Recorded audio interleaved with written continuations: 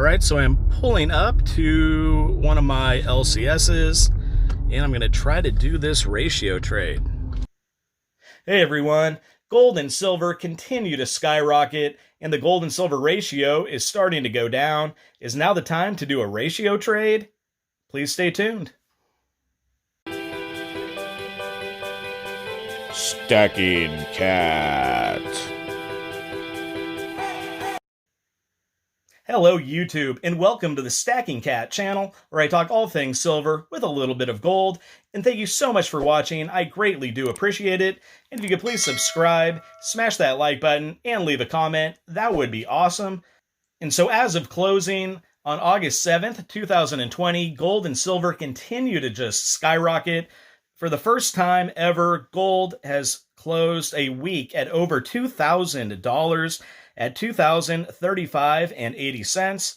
Silver continued a really nice trajectory as they closed at $28.42, bringing the gold and silver ratio back down to 71.63. Of course, going into the weekend, you have a lot of the overnight markets and trading. So a lot of online bullion shops may reflect that when you go to buy or make a purchase through them. So just be aware of that. But this is as of the close of the markets on August 7th of 2020. Okay, so that gets me into the topic of this video. It is the gold and silver ratio, and is it wise to make a gold and silver ratio trade at this moment? And I have a few reasons. I'm going to say why, as well as a little skepticism on a few of the items that we may be talking about. And what is the gold to silver ratio? Many of you have probably heard it before, but what it is the amount of silver, the total amount of ounces in silver that would take to equal 1 ounce of, you guessed it, if I could pick it up, gold. All right, so right now it's at 71.63, which is pretty good, figuring the past few months of 2020. It has been over 100 at one point. It got up to like 120, which was an all-time high. So when the ratio goes down like this, a lot of people consider trading in their silver for gold, maybe kind of bank on that profit that they may have made off silver as they purchase it at a lower price going into it. And that's something I will get to later in this video. But there are a few items that you might want to watch out for. So that has to do with premiums and what you could get when you sell your silver back. So for example, your classic American Silver Eagle here, and this being a 2020, you might get a little bit more from your local coin dealer if that's the route you choose to go. They'll generally pay somewhere around $2 over spot. Some may pay more, but some may pay less. And this would probably be the highest price coin of all the bullion coins you would get back on your investment in that regard. And so when you go to sell it, take that into account, as well as the premium on the gold coin you plan on purchasing, using a ratio trade to make a purchase of gold and add gold to your portfolio, to your stack, or just a way to increase your gold holdings as they are. So there's a few different ways you could go, and it's all relative to the size of the gold coin. So here's a 1/10 ounce American Gold Eagle. Now it doesn't have to be slabbed. I was fortunate enough to get this particular one at Bullion price.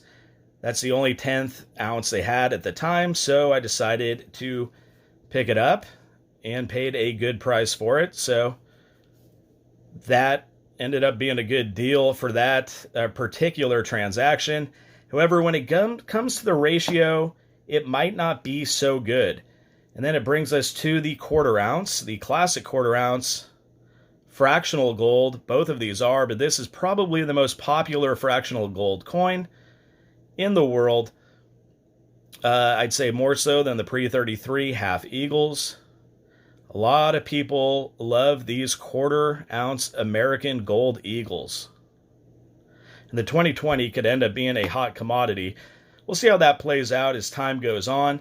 And of course, the traditional trade where you're going to need a lot of these eagles to do so is for a gold buffalo or an American gold eagle. Either one, both 1 ounce. And I'm talking in the context of American bullion at this time. I know a lot of these factors also apply to Canadian bullion, Royal Mint, Australian, Perth Mint, whatever it may be. The Krugerrands, I'm sure, also play a role there. For all intents and purposes, I'm just using the American bullion just as a way to kind of get the message across. So I'm going to bring up a chart here on findingbullion.com, which is a valuable resource. And I'll kind of get into different premiums, prices over premium, and how your silver could end up being compromised and you might be spending more than you thought for it. So let's get to that. So here we are on findbullionprices.com. Just a really good resource for online bullion prices as well as eBay. They have all different price factors here and which sites have it the cheapest. Just deals show up as well.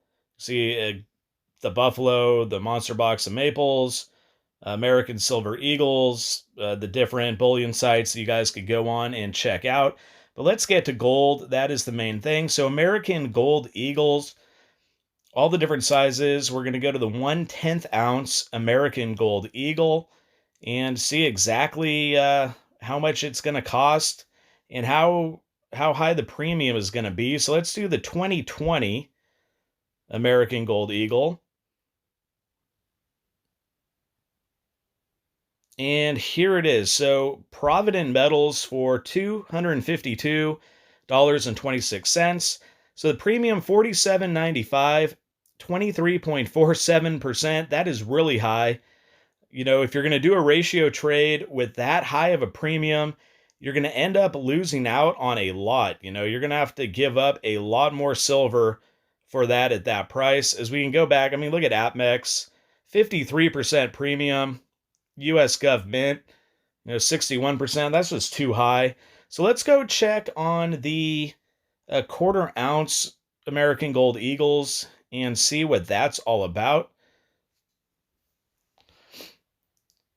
All right, so we're back on the page here. And I guess the 2020 is the only one that is offered. Looks like Gainesville Coins right now is the cheapest. So let's go on there and do the price comparison. So yeah, Gainesville at a 10.83% premium. So you're paying $55.33 for each 1/4 ounce American Gold Eagle. Provident Metals at 12.1%, Monument 12.28%, SD 14.32, APMEX 17.75%. You are paying a lot of money on premium, and the trade is the ratio trade. You're going to have to find that good price, or else you're going to, the 1/4 ounce is kind of right in that sweet spot for, good deals as well as potentially bad deals. So always look at that premium percentage. Very important. Let's go to the 1 ounce American Gold Eagle here. We'll do the 2020. It looks like the cheapest. Universalcoin.com I've never used before. I've seen them only on this site on findbullionprices.com, but they have the cheapest, 4.24%. Now, bullion exchanges, SD Bullion, a little more known bullion sites to a lot of people, 5.93% at bullion exchanges, 6.03% at SD Bullion. Not too bad. I remember when it was like 2 or 3% on these 1 ouncers, back at the beginning of the year or back in 2019.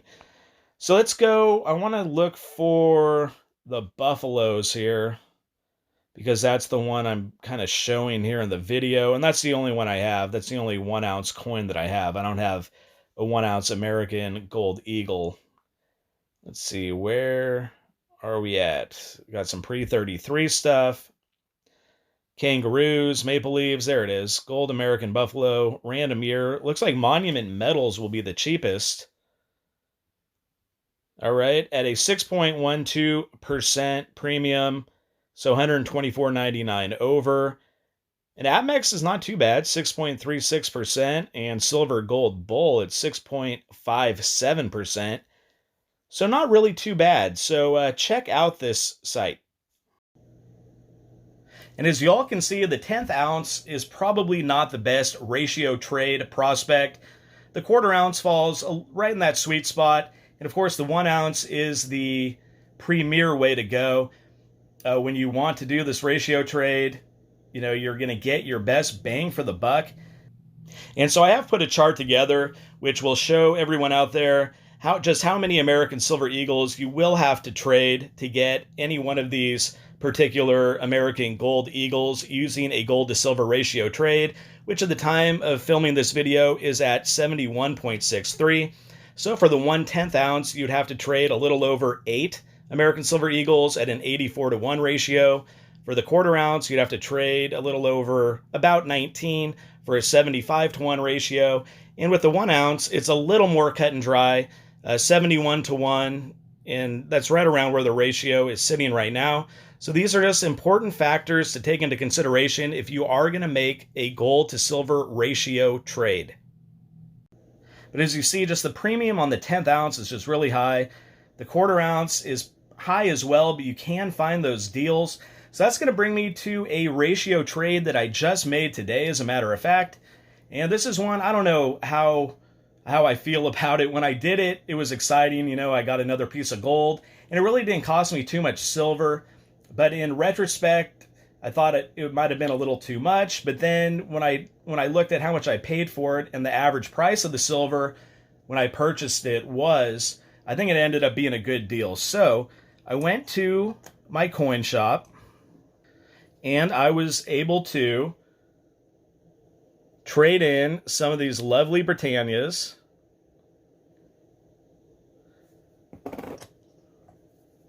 I have a few remaining.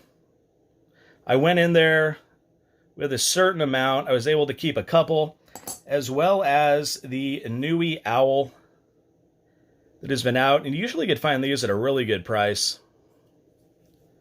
Of course, with the Queen on the front.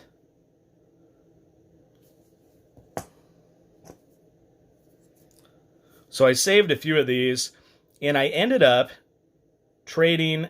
It ended up being a little over 19 ounces of silver.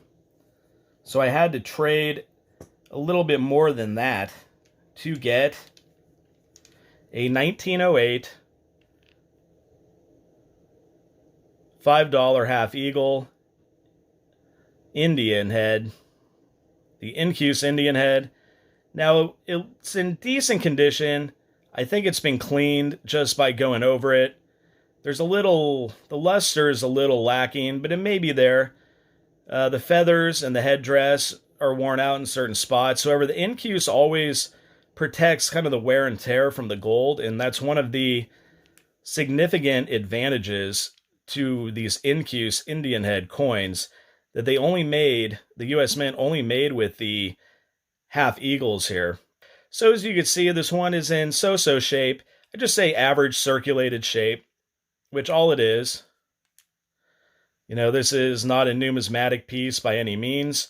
However, it's still a phenomenal coin. I really like the pre-33 stuff, and if you've been watching my channel, that would be a bit of an understatement, as I've really kind of tried to stack hard on these $5 half eagles, whether they're the Liberty heads or the Indian heads here.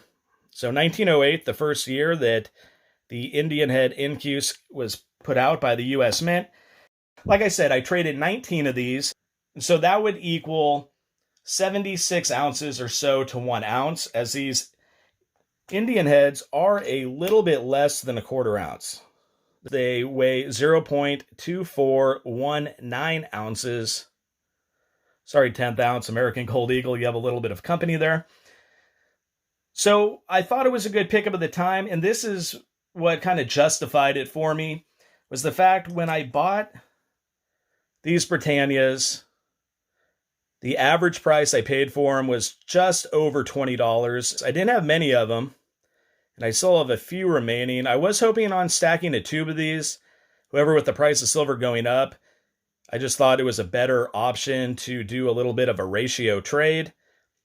And these were the coins that I decided to come up with. I didn't want to part with any Eagles yet or Maples or anything like that.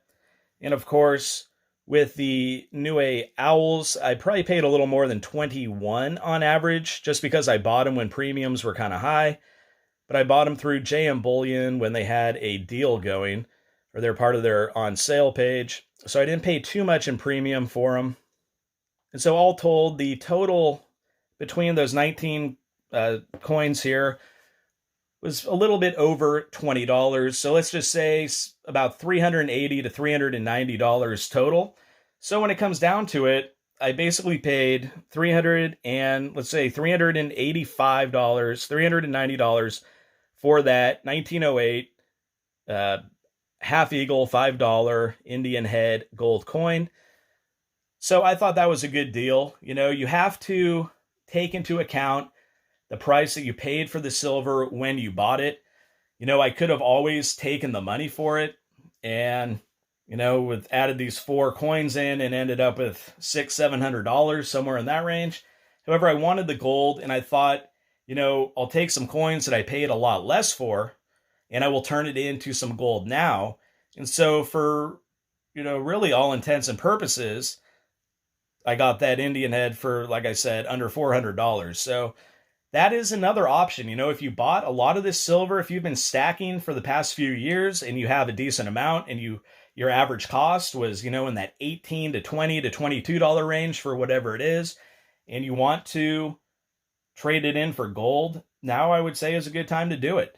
And, you know, as well, silver is outperforming gold right now, and that is why the ratio has really gone down. So, you know, maybe as a little bit premature, maybe kind of jumped the gun, so to speak, in doing this trade. You know, maybe silver by the end of next week will be like $40 an ounce, and I'll be like, and the ratio will be down to like 55 or 60.